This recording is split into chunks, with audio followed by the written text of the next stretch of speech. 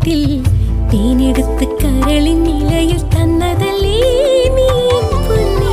മാരിയമ്മൻ കോവിലിൽ നിന്നേ വേലക്കാലം വന്നു കഴിഞ്ഞേ, ചാന്തും പൊട്ടും വളയും വേണ്ടേടി കിളിയേ.